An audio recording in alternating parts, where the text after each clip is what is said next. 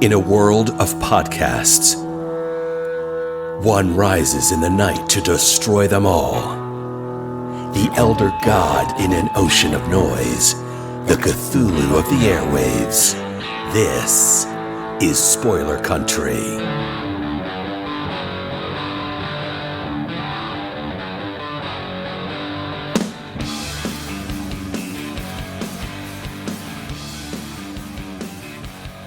Welcome back to Spoiler Country. I'm Kenric. If you're listening to this, you probably already know that. Today on the show, we're going to have somebody special on because this guy does a lot of writing and a lot of independent stuff. And the writing that he's done to this date has been very focused on the human condition, I think is the best way to put it. There'll be supernatural stuff in there and all that, but at the end of the day, it's all about character development, which is a lot of fun. Phillip Maira has come on board to say, what's up? And he's got a new book out that starts. Did your Kickstarter start or it's starting?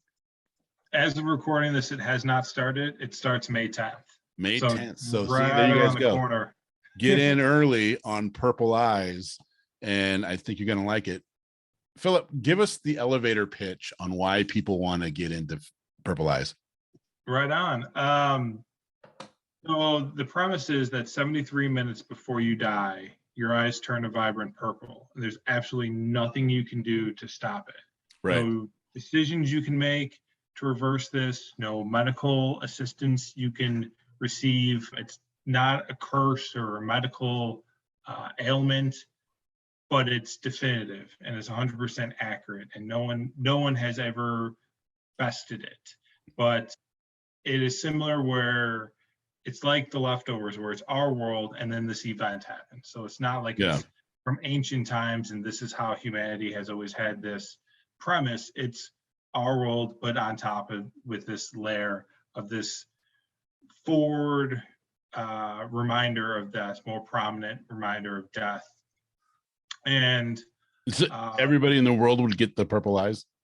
Yeah, and that's the limitation that we set, was that it's human only. It's not like adjacent mammals, it's different types of species of monkeys or any other animals has this. It's just purely humans. And yes, I mean, some people, it's kind of rare, I would say, in indie comics to have what is pretty much like a writer's prompt. But yeah, like from that direction, I had open call for submissions, got 185 pitches, which is nuts. Insane. Yeah. How long did you get to read through those?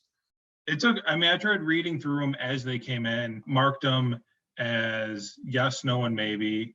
And then when I gave myself a 2-week window to re-go, and before submissions closed and emails needed to be sent out to all the creative teams, I then reevaluated everything, even including the no's, and then I solidified. And I originally was like, 12 stories would be good.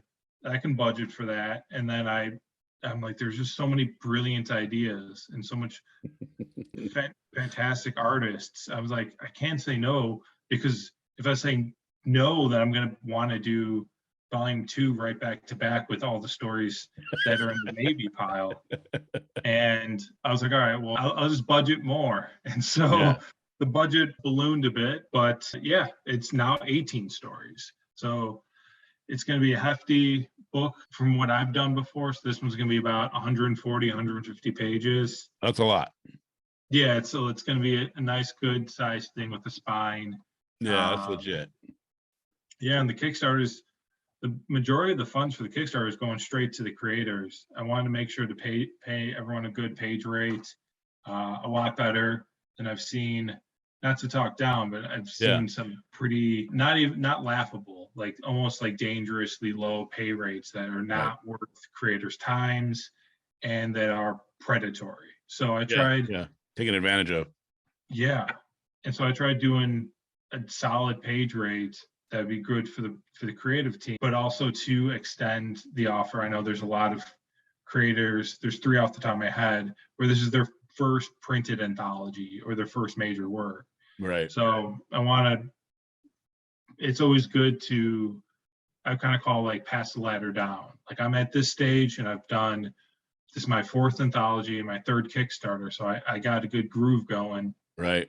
And I'm always trying to help the other, the creators that were in my position maybe a year or two ago. Yeah.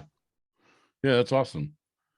How'd you come up with the idea? What was the idea born from? It's kind of like what you said in the intro, like my style of writing or focus on writing is more tales of the human condition. I call myself like a drama writer because I don't know else how to put it, of just people making choices and you seeing the outcome of those choices.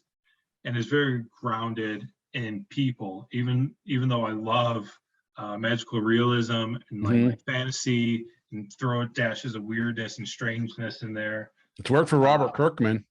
Kirkman does all the surrealism, but at the end of the day, his writing is all about the human condition. Yeah, and that's, I mean, I've talked about before, but like, hold up. No, take you do your thing. I got my writing partner just hopped in. Awesome. Sniffing the microphone. Dude, I got 3 Boston Terriers. I know how it goes. He just wants all the attention. Yeah. But yeah, Woof. Walking Dead brought me into. Oh, let me go. I'll play the outro music for a second.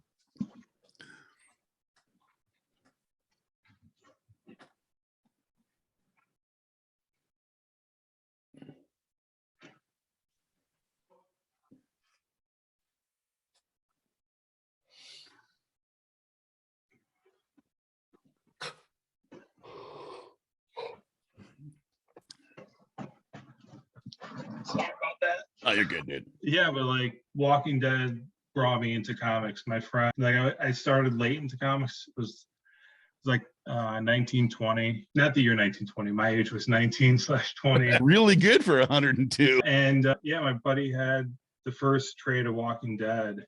Yeah. And we were not at a party, but just like gathering. Yeah. He handed it to me, and I just sat on the couch and I just read it and like ignored everyone. That was it. You're hooked. Yeah. And then I was like, all right, well, I saw that that's what it was. It was a very grounded story. I think that's why it did so well. Yeah. And then,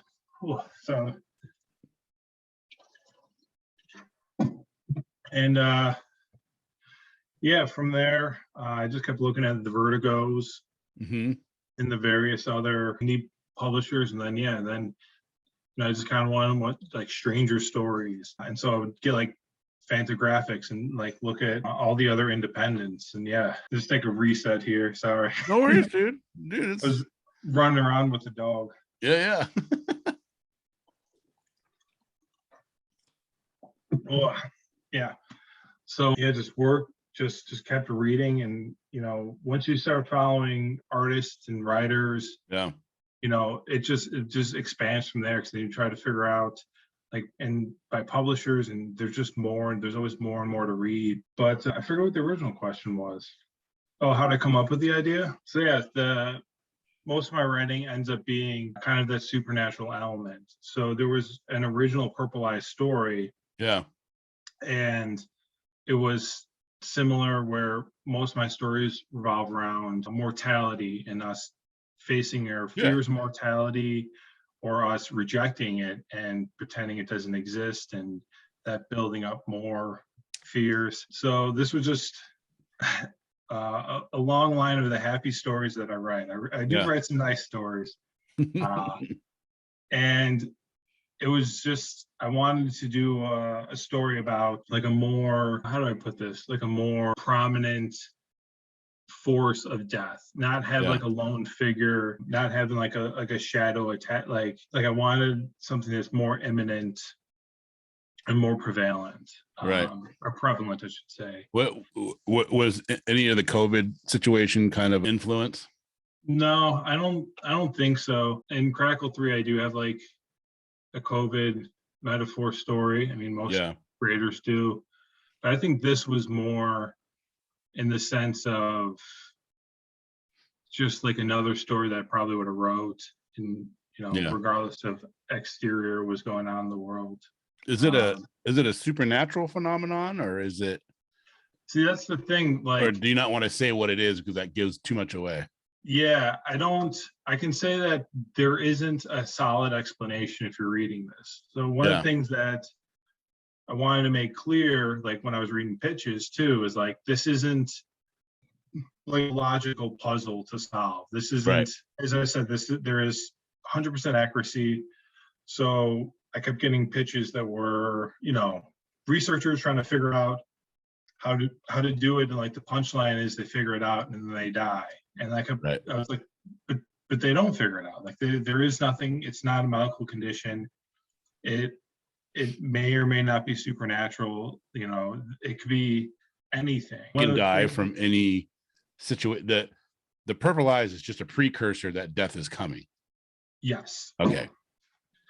And like I kept building out the world even prior to inviting all these creators in. So I was like, this is, some people think it's the collective unconscious. Like our bodies are sending signals to each other, warning each other of danger. But then I counter that by saying that there's things like natural disasters that are unknown to a human that can't be predicted. So and like other people, depending on what your religious beliefs are, like this is like a proof of fate. Everything is written, everything is, already predetermined. Just so you know, I don't like everything's predetermined or that's your fate or anything like that, because it's like that takes away free will, and I'm not down with that.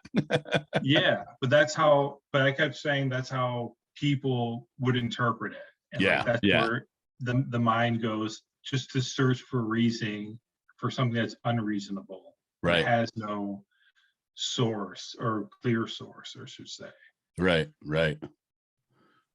So how long so you wrote the first story, I take it, and then you decided, well, you've done anthologies this whole time. So did you always have planned to make this an anthology, or was it like, I'm going to write this first story and then God, I kind of like this world, but I want to see what other people's interpretations of it?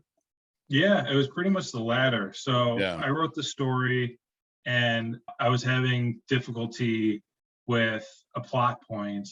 And I was talking to my buddy, Sean Dicker, who's an amazing artist. And he came up with the unifying nugget, and that helped me get on my writer's block, and not writer's block, but like help me solidify how the story should morph into. Yeah. And so Sean and I did the original story. Justin Birch did the letter, phenomenal letter, Ringo nominated. And when we got done with it, I was like, there's more here. Like as much as I love writing short stories that have beginning, middle, and ends, because I'm very definitive about that. Even if it's a one pager, it needs to have a beginning, middle, and end. Right. When I got to the end of, or like when we were done with the creation process, I'm like, there's more here. Like this is a very good premise. And I kind of want to see what other people, I want to see what other people make from this. Like I want to see what other ideas are bouncing around people's heads when they hear about, the 73 minutes left to live. Yeah. It's a cool premise, man. I thought it was, when I was reading the stuff on Kickstarter, I was like, okay, this is, it almost reminded me of Run Lola Run. Did you ever see that movie? I saw it in college. I remember the time jumps, but what specifically? Just the time in itself, and the fact that she's running, right? And she's trying to get all this stuff done. And I just can imagine if you knew you have, was it 73 minutes or 73 hours? 73 minutes. So 73 minutes. What are you going to do? I would imagine most people are going to try to shore up most loose ends in their life. You know what I mean? And then other people are going to try to complete as much of their bucket list as they possibly can. And it's a cool concept, man. I really like it. I can't wait to see it come to fruition, because it's going to be a lot of fun. How many? So you go. No, I was just wondering, how many artists did you have come on, and did the writers bring their own artists, or did you have artists that you paired with people? Yeah, for this one, I just requested full creative teams intact. I was kind of loose to say if you didn't have a letterer, then we can figure out a letter or situation. But yeah, it was all full creative teams, including myself. There's 33 of us. Yeah, that's a lot. Yeah, it's a lot, but it's fun. It's everyone, everyone communicates well with each other. It's, indie comics is a small scene. So, one person, like my friends that are in indie comics, retweeted and shared and, got the word out. And then, like 2 or 3 other artists saw that, and then their 2 or 3 other friends. So it's like you can kind of see where everyone heard about it. They told 2 friends, and they told 2 friends, and they told 2 friends. But yeah, I mean, that's the great part too, is like for anthologies, like it's gonna look like every story's gonna look very unique, and I was very happy about that. Yeah. Especially with, I call it like the rhythm, like as far as like looking at a page and kind of seeing how it's broken up and how it's colored and how the art is. Like we have about half the creators are not North American, and the other half are split between USA and Canada. So like cool. 1/4 is USA and 1/4 is Canada. The other half is all different parts of the world, mostly from South America and Europe.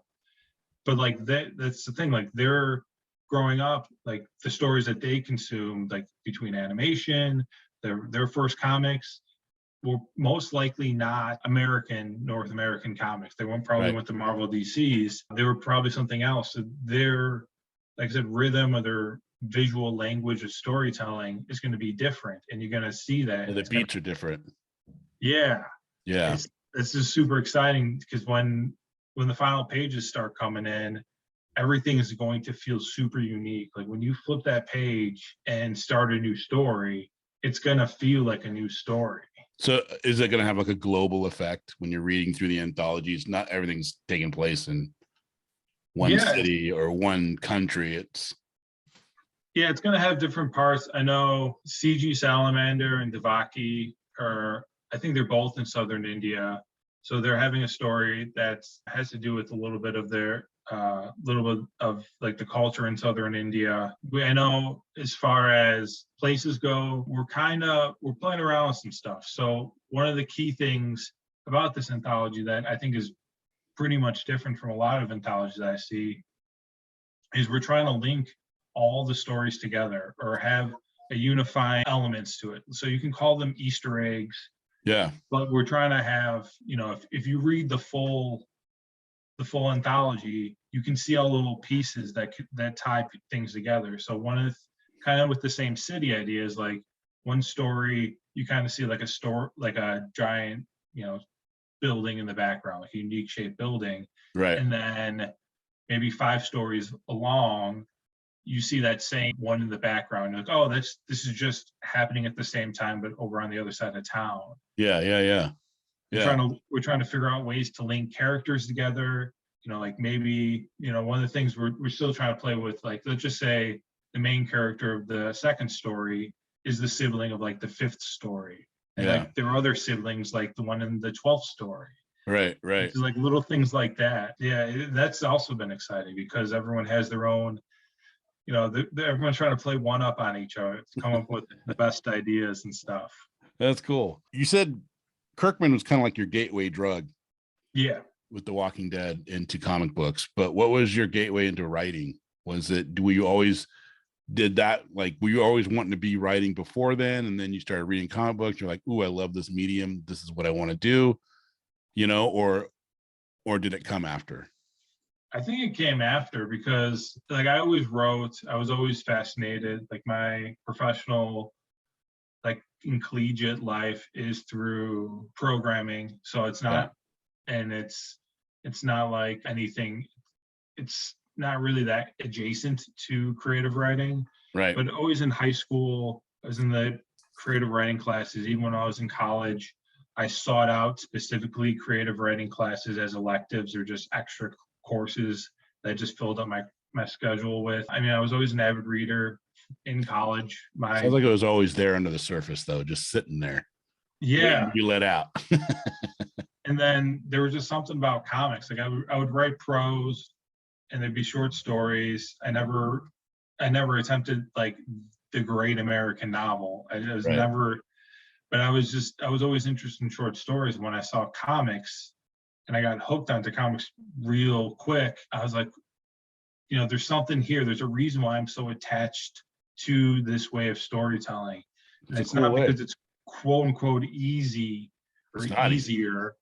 It's harder. Yeah. I mean, it's objectively harder because it's a collaborative process, but it's also the heavy limitations of what the writer needs to do as far as space goes. One thing, if any young writers are out listening to this, one of the key things that I always say is every dialogue that you put on that page or you request to be put on that page covers up art. So you should be in multiple points throughout the creative process between initially writing the script, going through the thumbnails with the artists, up until before you send it to the letterer. You should be already on about 2 or 3 of going through the script and trying to trim as much as possible. Yeah. Because your artists are going to be, your artists know what they're doing. They're storytellers. Right. And if your words are not doubling down, but if they're just repeating actions or key things that could be inferred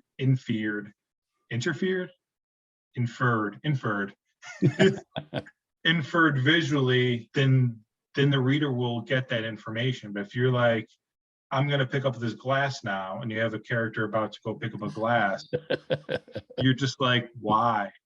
Right. Yeah, I think you need to have it.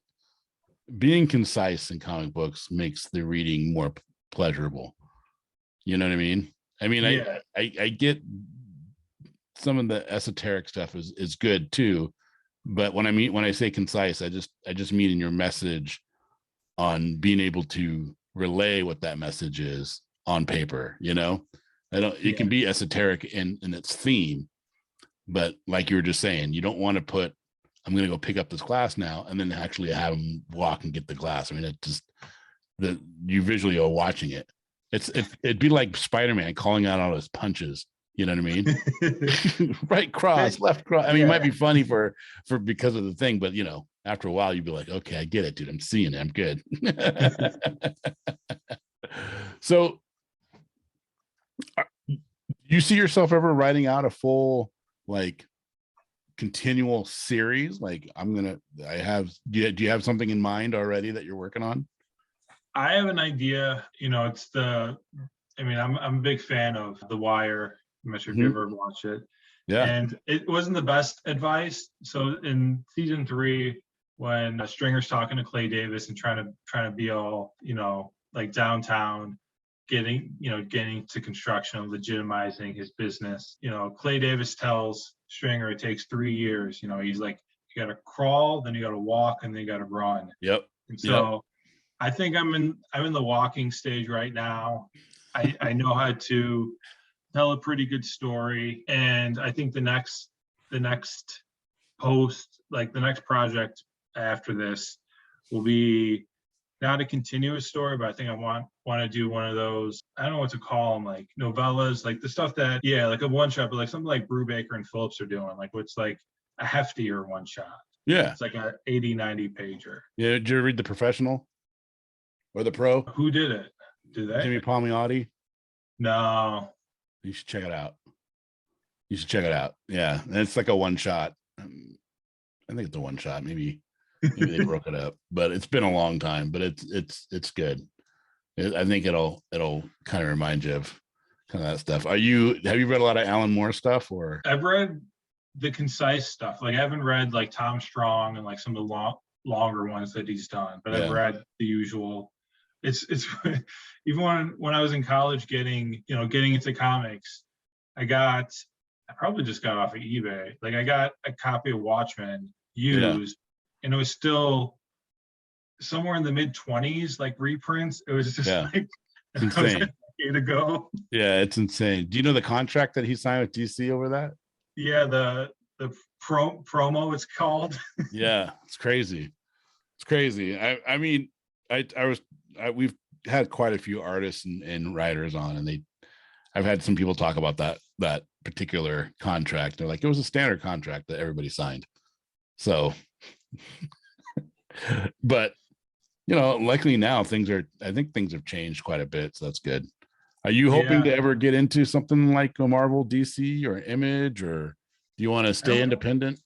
Yeah, I kind of want to stay independent. Like, I don't have large aspirations because I came to comics not later in life, but I came to comics at a time where, my first intro to like the stories that hooked me were, as mentioned, Walking Dead. Yeah, just to brush off my nerd shoulders. I started reading I think like 3 or 4 months before the TV show came out. So when that came out and that blew up, I'm like, man, I'm already caught up. Yeah.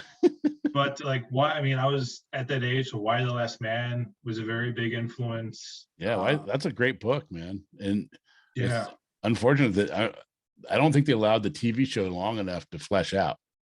You know what I mean? Yeah, it didn't. It was going places, and I followed even before. Like, I followed the showrunner on Instagram, and she was always posting behind the scenes, on set stuff, and it looked real exciting. I don't think she had the backing of the studio though, like she should have. Because I didn't, dude. I'm talking with you. I've had Thomas Jane on. We've had people on. You know what I mean? Yeah. And I don't remember seeing one ad for that show. I don't remember hearing anything about it on other shows or anything. I don't remember watching TV and seeing a commercial for it. I don't remember, I only knew it was coming out because of the counterculture we belong to, saying, hey, Why the Last Man's coming on. And Brian K. Vaughan said he thought that would never be a thing. And here it is. And, and it's like, that was cool. And then it was on for it felt like a minute, and then they canceled it. And it was like, there was nobody behind it. Yeah. Not with money anyways. Yeah. And I remember when it got announced that it got canceled, I remember Stephen King was making a big to-do about it, saying how much he loved it. Yeah. Still, if Stephen King can't save you, right. Get the hype behind you. Right. I just feel like they didn't give it long enough. Like, give it some time to flesh out, but they don't do that with TV. If it's not a hit right away, yanked. Kind of sucks. Yeah. So when you're writing out your stuff, does it look like this? I mean, we got the visual. Let's see, because I like map mine out, and it's like, here's my beats, right? It's similar. Like, I call it long form. So like, I write and spiral notebooks. Yeah. So a lot of the times it's like, I'll try to come up with an idea of panels. Yeah, there's your beats right there. Yeah, and then it's just like beats, like bullet points. Yep. Key parts of dialogue, what needs to happen per panel. I haven't even gotten to dialogue. Yeah. I've been working on it forever. It's like key parts. Just like, I mean, one of the things that I think a lot of how I write comics is from Why the Last Man. Because like I said, but like my early times were with the Vertigos. Yeah. To kind of go back to it, they were verbose. Like, it's a lot of the British. As much as I love Morrison, they weren't that verbose compared to like Peter Milligan, who I love. Yeah. He's pretty verbose. Whoever was doing Hellblazer at the time, obviously Neil Gaiman. Yeah. Sandman is a lot of text boxes. I should know. And people talking. Hellblazers. You're getting me on Hellblazers. That's like, I know that one, and now I know Jamie Delano started, but like, it switched like every 2 years. Like, I know, Enos did it for a little bit. There has to be other people. Yeah. Delano, Ennis, Jenkins, Warren Ellis did it from 99 to 2000. Yeah. Brian Azzarello. As he did it, yeah. Yeah. Mike Carey, Denise Mina, Andy Diggle. I love Mike Carey. I love Lucifer and Unwritten. But yeah, another words on page. Yeah. And then they stopped it at 300, and then they've brought it back in different ways, but not through Vertigo. Now it's been just very much in the DC universe. Yeah. And I don't actually read a lot of comic books anymore, except for independents and stuff that I get from, or that I buy, because And I buy most of my stuff on Kickstarter or eBay. I mean, I do have a pull list. Probably should cancel it because I just don't read them. Like I have like a Savage Avengers, and I read like the first 12 and I loved it because I love Conan more than anything. So I was like, okay, I'm going to read this because it's got Conan, and I collect Conan the Barbarian still.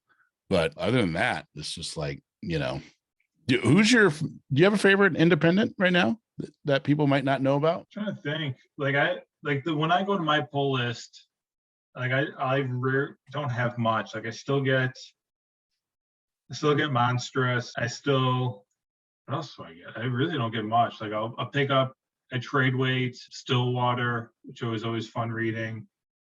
Yeah, when I go my pull list, it's just usually limited things. Like whatever Rom V's writing is like, he usually does a lot of limited series between Radio Apocalypse and Many Desolate the Star. I can't remember, is that Ghost Ship? What's Nick Dragato doing? The one he's doing. Oh, I don't know. Not Ghost Fleet. There's been only a couple of issues. But yeah, as far as like indies go, I love Matt Kint. I try to pick whatever Matt Kint's doing as long as it's not like I don't care about the Valiant stuff. I haven't read any of his stuff. But like when he starts, and same with Lemire, like if Kint or Lemire are doing weird things, like I'm excited for the Maze book. I haven't read that yet. Yeah, and the inverse, like they've worked with David Rubin, and David Rubin's one of my favorite. Between David Rubin, why my brain's farting. There's so many out there, man. Yeah, it's easy to get the wires crossed. Oh, Christian Ward. I was like, it's not Chris Ware. It's like Christian Ward, which is way different. Yeah. Yeah, I think him and C. Willow Wilson, another project coming up. I always tell everybody if they haven't read them yet. Have you read? Oh my God. How am I all of a sudden totally Stephen Frank? You read Stephen Frank? No, who's that? Oh my God, dude. Stephen Frank is one of my favorite people on the planet. He comes on every once in a while. He was the animation supervisor on the Iron Giant. Oh. Yeah. And he worked on the What If. He was the animation supervisor on the What If for Disney. But he writes comics. And he writes and he draws. And he does the whole thing. You might actually really like him because his second series that he's doing right now is, what is the name of this? He does everything on Kickstarter, and his next one is, what's it called? I'm writing this down. Stephen Frank. It's Stephen Frank. Palomino. Okay. It's more on the human condition, and it's Palomino was a bar in LA, and it just shut down not too long ago, but it's one of the few country bars in LA, and it was a pretty big hit in the 70s and 80s. And the story that he has takes place in the early 80s. And I should be in volume 2 because I paid the extra and Kickstarter to be drawn into volume 2. But it's really good. But Silver is his first one, and it's a griff taking place in Dracula's castle. So all these, this totally like the Italian Job. Yeah. Right. But they're robbing Dracula's castle with a bunch of vampires there, and it's awesome. He did such a great job on it, and yeah, he's an independent. I highly recommend anybody to go check him out. Yeah, that's awesome. I mean, that's kind of why I like listening to the podcast and like being on different podcasts, because we're all, you never know who you can find out about. Yeah, we all have like our small communities, and there's just so many cool people doing awesome books. Yeah. So I'm excited, dude. So I'm gonna bring it up. I want to make sure that I say all your stuff right, man, because that's the one thing I don't like to do is get people's stuff wrong. Purple Eyes, Volume 1. I wanted to see it behind Purple Eyes, but it's just Purple Eyes, Volume 1. Nice and simple. Yeah, and it starts May 10th. Yep, May 10th goes to June 15th. The goal is kind of high. The goal is 18 grand. Yeah, but you got a lot of people working on it. You got a lot of people working on it. It's my third Kickstarter. One of the key things is, I realized this not too long ago, but so the Kickstarter ends on June 15th. it's a year to the same day that I started my very first Kickstarter. So I started. So it seems like I'm pumping this out, but like I've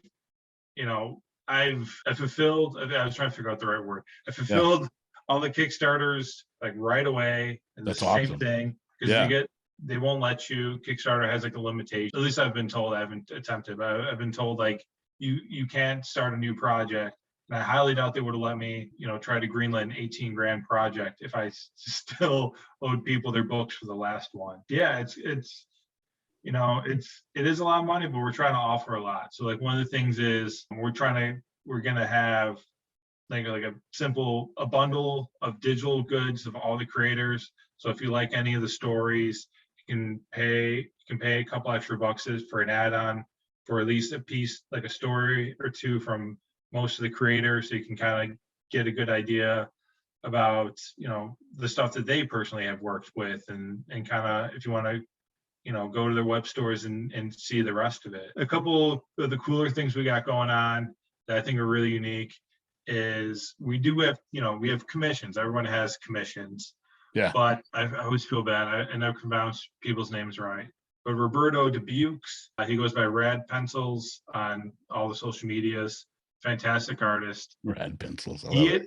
He had a very, very unique idea. So like, all right, so all the artists do regular commissions, and instead of just doing regular ink on paper, we will do color commissions, but the only color used is purple. So his idea is like you have the Green Goblin, but the only color is the purple, the prominent purple in the outfit. Yeah. So it'd be something super cool and unique. And the other commissions, that's cool. We have something called death cards, and death cards are going to be little, about the size of not a postage, like a note. They're the size of a note card or so. So nothing too large. And the idea is that you can get you pay for the death card, but you get a random death card by any of the artists. So it's only going to be $15. So it's not that much, but you get an original piece of art, but you just don't know who it's from. Right. Versus the commissions, you can choose the artist. But death cards are going to be, we decided to do, Devaki had the brilliant idea of doing the Grim Reaper holding a violet flower. So nice. So it could be or with the violet flower. You do those old. You should do those old 3D glasses, but just purple lenses. We've been figuring out some cool ideas. Almost thinking of doing maybe we'll do it, but maybe we might do it for the next Kickstarter. We're thinking about doing like purple sunglasses with like the logo on it. Yeah, that's cool. But then we're like, we're gonna give these out in December, and then people are just gonna have sunglasses in December. And just like, hey man, it's sunny in LA. I'm in the Midwest. Like dude, Chicago, it's cold. Chicago, it's always cold. It's currently cold now. Dude, I'm in Seattle. It's always raining, so I get it. Yeah, you don't even have sun. No, dude, I went to Reno last week to get sun. Yeah, it gets. I mean, the summers are nice here, just like Chicago. I love Chicago in the summertime. Oh yeah, there's always street fest. Like there's always something. There's music going on all the time. But it's just that brief. Months. What's your favorite place to eat? And I'll tell you mine in Chicago. In Chicago, I'm trying to think.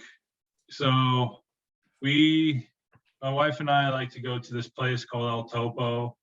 Or not El Topo, Topo Grigio. It's the Gray Mouse in Old Town. It's like a straight up old school Italian place. It was the setting. Well, it had a scene in the movie Remember Me, which was Minnie Driver and David Duchovny, and I can't remember which one. One of them lost their memory.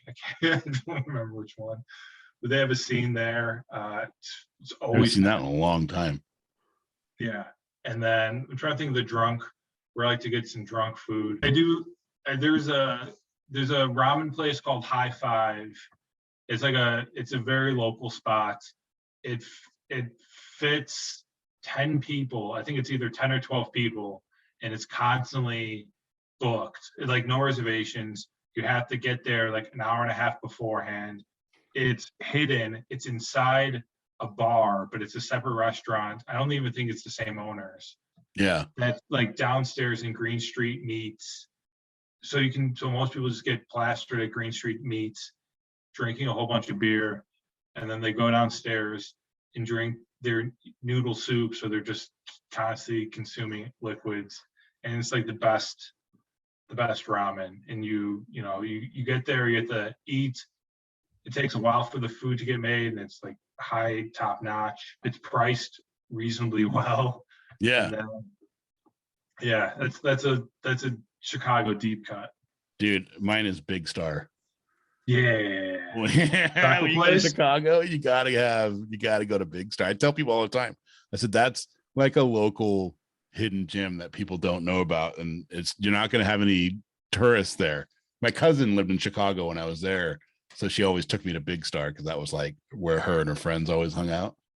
Yeah. So whiskey, tequila, and tacos, and we'd just be like, "Yep, that's good stuff." Yeah. So, man, May 10th, let's get this thing out. Let's do this. I mean, I keep saying, like, I'm just so excited. Like, there are phenomenal creators in this, people that I've collaborated with in the past, people I've wanted to collaborate with, and I think we're doing something unique. Yeah, that's cool.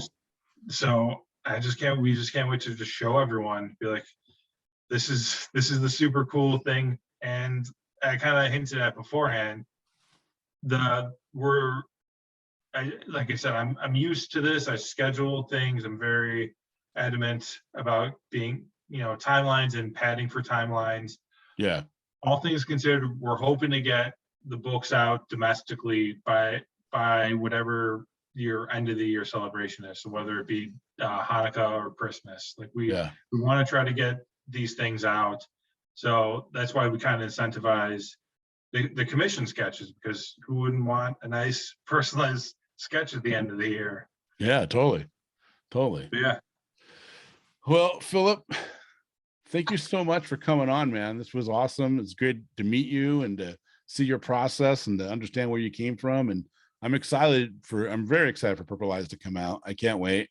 May 10th, I'm going to be there. I'm going to click that link and check it out. And I highly encourage everybody listening or watching on YouTube that you do the same thing. And we'll put the link to your Kickstarter below. Yeah, like kind of the same thing. So like just go to Purple Eyes on Kickstarter, or the URL is purpleeyescomic.com. It'll bring you to where you need to go. Yeah. And if you guys are interested to find out more about Phillip, there's tons of interviews on YouTube that you can check out, but you can also go to your personal website, phillipmaira.com. So that's PHLLIPMAIRA.com. You got lots of cool stuff there for people to peruse and check out and kind of like get a sense of what your writing style is like and what your stuff is all about. Can they actually order some of your older stuff there? Yeah, I got a web store. Like I said, my background's tech, so making a website and web store wasn't too challenging. Yeah, same thing. I got backlogs. I got plenty of stuff. Yeah, like I said, I've been very fortunate that my printer is just the next state over. So I'm constantly getting republishing copies. So I got more than enough. And there'll be some additional ready to go for the Kickstarter if anyone just wants to wait to get everything at once. Yeah. There you guys go. All right. Well, thanks a lot, man. We'll talk to you soon. Kenric, this was fantastic. Thanks for having me. I'm glad you have fun. You never know. You know what I mean? Yeah. Minus my dog interrupting. No, that's great. I should have gone and grabbed my dog. Spaghetti! And we're back. That's right. We are back. Back in the saddle again. Well, I hope you guys really, really enjoyed that as much as we did making it for you. And if you like what you heard and you want to hear more, you got to go check out spoilerverse.com, because at spoilerverse.com, we have a plethora amazing directors and artists of all walks of life and editors and writers and Oh my God, are you a lover of comic books like we are? Then there's so many amazing people from the comic book world over at spoilerverse.com, and I highly implore you to go there and check it out. Yeah, and while you're there, you can check out all the other podcasts on our network, like Bridges and Geekdoms and Funny Book Forensics and Haphazard Adventures and Nerds from the Crypt and so many more. Misery We put out Point Radio. episodes all the time. Go check all of them out. And check out all of the reviews and previews and articles we have going up every single day for you. Every day on spoilerverse.com for you to check out and to read and to love and to like and to comment. We have a store link. You want to help support the site? You can do it two ways. One, go to our Patreon, which is patreon.com/spoilercountry. Or go to our store link in the middle of the site there and get a t-shirt, a face mask, a hoodie, something, look fly as hell, and help support the site when you do that, because we get $1 or $2. And, maybe you want to talk to us. If you do, you can do it obviously on all the socials, but if you go to scpod.us/Discord, you can join our public Discord server and come chat with us all day long. I couldn't say it better myself, dude. There you go. You just mouthed out a ton of information at once, and really, I hope you guys enjoy what you're hearing, because we're working our butts off to bring it to you. We are. I guess there's only one left thing. Yeah, I'm going to go with it. There's only one left thing left to do. What's that?